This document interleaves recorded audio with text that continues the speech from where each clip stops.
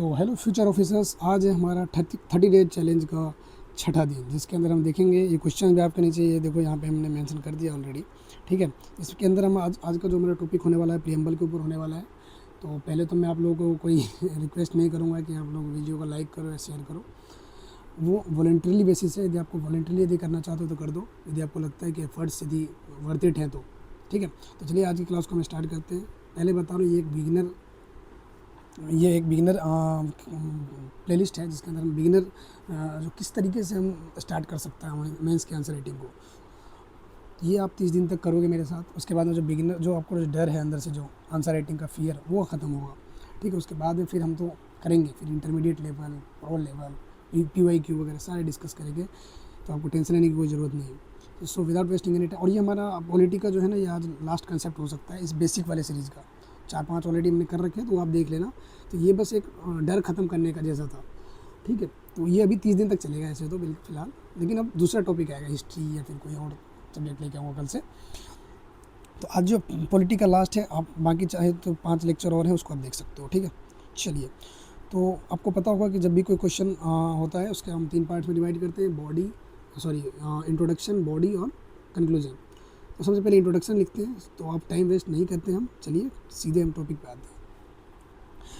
तो आप लोगों ने ऑलरेडी पढ़ा होगा। ठीक है, मैं इतना मान के चलता हूँ, यदि कोई मेंस की तैयारी कर रहा है, मतलब वो प्री की तैयारी करके आया है, मतलब मैं उतना समझदार तो उनको समझता हूँ कि उन्होंने पढ़ा होगा प्रीएम्बल क्या होता है, उसके अंदर के जो मैं कुछ कॉन्टेक्स्ट बताऊँगा कि ये अच्छा ऐसा है, ये फलाने अमेंडमेंट से इसमें चेंजेस आए थे, कुछ आए थे, ये सब आपको पता होगा already.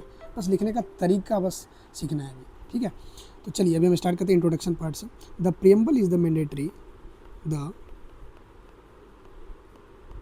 The preamble is the introductory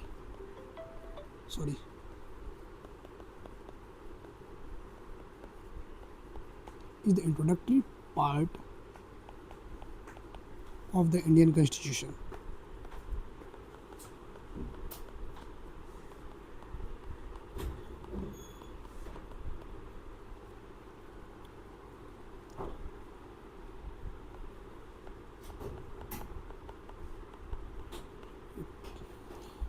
It reflects the ideals. अरे यार कितना कॉल आ रहा है, एक सेकेंड, सॉरी यार।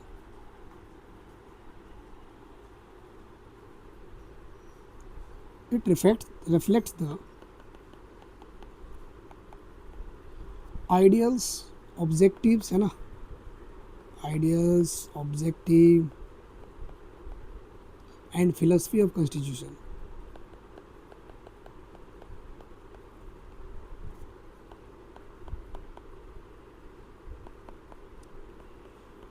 हमेशा इस वर्ड में कन्फ्यूज रहता है। चलो, फिलोसफी ऑफ इंडियन, आप नॉर्मली इसमें ये भी लिख सकते हो, क्या पता है, अरे यार, आप इसमें ये भी लिख सकते हो, ये प्रीफेस होता है। एक बुक आपने देखा होगा, हर बुक के आगे में कुछ प्रीफेस लिखा होता है, उसके बारे में लिखा होता है। तो प्रीएम्बल भी कुछ इसी तरीके से है, जैसे हमारा संविधान है ना, उसका ये प्रीफेस है।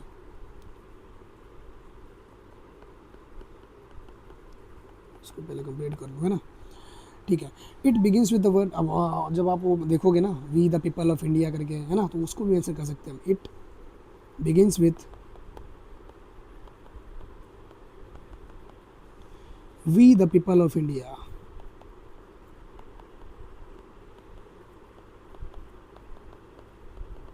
है ना। इसका मतलब है कि जो हमारा कॉन्स्टिट्यूशन है, उसको अथॉरिटी कौन दे रहा है, हम पीपल, जो यहाँ के सिटीजन हैं, वो दे रहे हैं। शोइंग दैट, यही शो करता है ना, showing that the constitution derives its authority from people.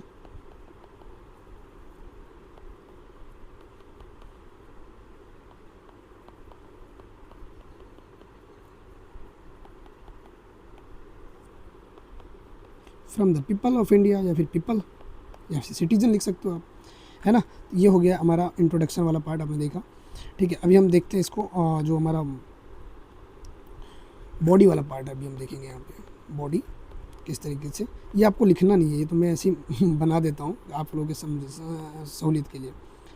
चलिए अभी हम बॉडी देखेंगे, इसमें बॉडी लिखेंगे, इसमें प्रीएम्बल के बारे में आप जो भी कुछ भी लिखना है, देखो क्वेश्चन में आप देख सकते हो क्या क्या है। क्वेश्चन में कह रहा है कि एक्सप्लेन इट्स सिग्निफिकेंस, मतलब कॉन्स्टिट्यूशन का क्या रोल है, क्या सिग्निफिकेंस है, वो लिखना है। तो जितना भी चीज़ है इसमें, यदि 2 क्वेश्चन भी यदि पूछता है ना, डिफ्रेंशिएट करने के लिए दे दे, या फिर कुछ इसके मेरिट्स डिमेरिट्स यदि दे दे, ये सारी चीज़ें बॉडी वाले पार्ट में ही इसको हम कवर करेंगे, ठीक है। सॉरी, तो चलिए शुरू करते हैं अभी हम। The preamble is important because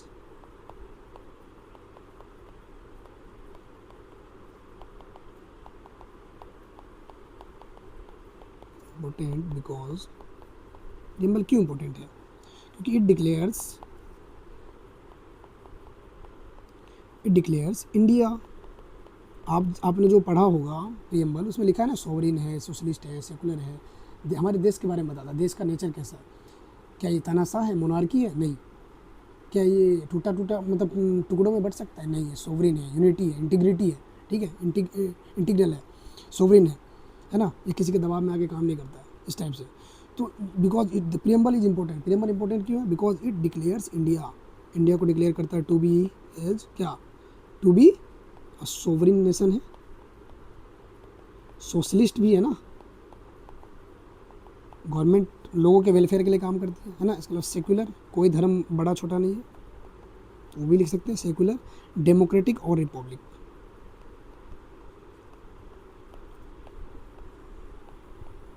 democracy मतलब जो हम यहाँ के लोग चुनते हैं, और रिपब्लिक का मतलब हो गया कि हम जो हेड ऑफ द स्टेट होता है वो 5 साल के लिए चुना जाता है।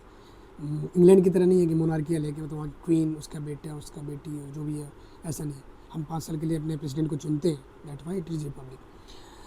अब ये इसका क्या रोल है, इसका एम क्या है, it aims to secure justice, liberty, fraternity, है ना, इंटीग्रिटी, ये सारी लिखा हुआ उसमें, वही चीज़ें हम बता रहे हैं बस। It aims to secure justice, है ना, जस्टिस कौन कौन सा, पॉलिटिकल, इकोनॉमिकल, सोशल जस्टिस, है ना, इसका लिबर्टी, लिबर्टी कौन सा, liberty of belief, liberty of expression, liberty of faith, liberty of wisdom, है ना, इस तरीके से ये सारी चीज़ें लिख सकते हैं। लेकिन अभी जब हम 150 वर्ड का लिख रहे हैं तो ज़्यादा डीप में जाने की जरूरत नहीं। Liberty, equality, equality in status, equality in opportunities, है ना, इस तरीके से। Equality and fraternity, fraternity refers to brotherhood, है ना, and fraternity, fraternity for all citizens, ठीक है, ऑल सिटीजन्स। इसके अलावा इट गाइड्स गवर्नमेंट, गवर्नमेंट को गाइड करता है किस बारे में, लॉ मेकिंग में, पॉलिसी मेकिंग में, है ना, और याद दिलाता है कॉन्स्टिट्यूशनल वैल्यूज़ की, कि हमारे जो कॉन्स्टिट्यूशन मेकर थे उनका क्या फिलॉसफी था, उन्होंने क्या सोचा था, हमारा देश कैसा हो। ऐसा तो नहीं है कि उन्होंने जैसा सोचा था कि हमारा जो देश है वो स्वतंत्र होना चाहिए, डेमोक्रेसी होनी चाहिए, आप लोगों ने कहीं राजतंत्र तो नहीं ला दिया इसके अंदर, है ना, तो वो सारी वैल्यूज़ की याद दिलाता है। तो हम लिख सकते हैं it guides the government, it guides the government, it guides the government in making laws,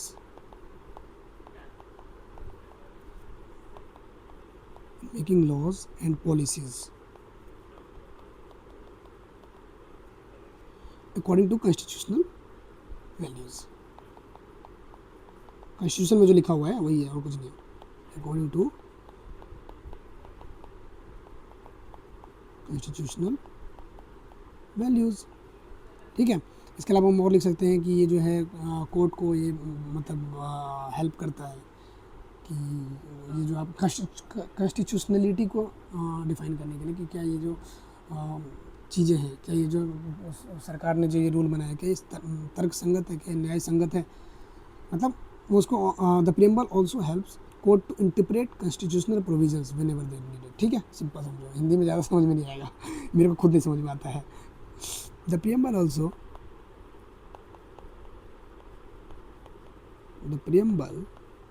also helps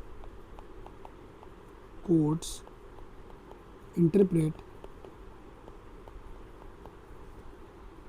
constitutional provision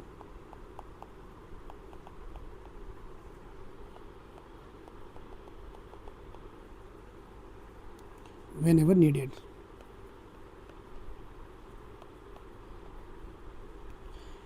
It reflects the vision of constitution,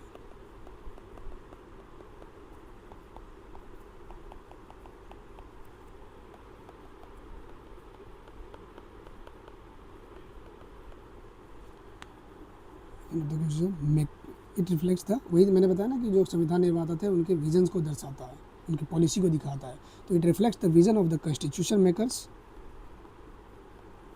and strengthens national unity.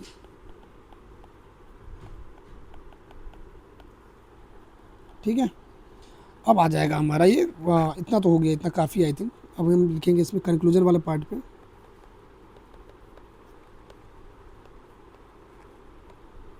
ठीक है, चलो कंक्लूजन लिखते हैं अभी हम। इसका आंसर राइटिंग को हम ख़त्म करेंगे, और ऐसी बात है ख़त्म ही हो जाएगा, है ना। चलो, ये हमेशा पता है आपको कि कंसाइज होना चाहिए, क्रिस्प होना चाहिए, वे फॉरवर्ड होना चाहिए, पॉजिटिव होना चाहिए, है ना, और छोटा होना चाहिए। Therefore the preamble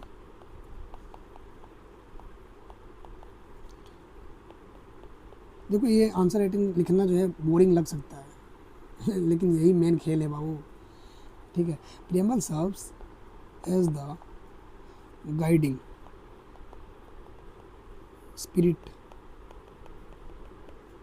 of the constitution.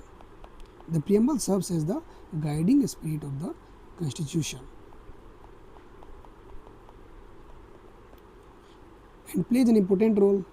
किसमें important role play करता है? And plays an important role in protecting democratic values.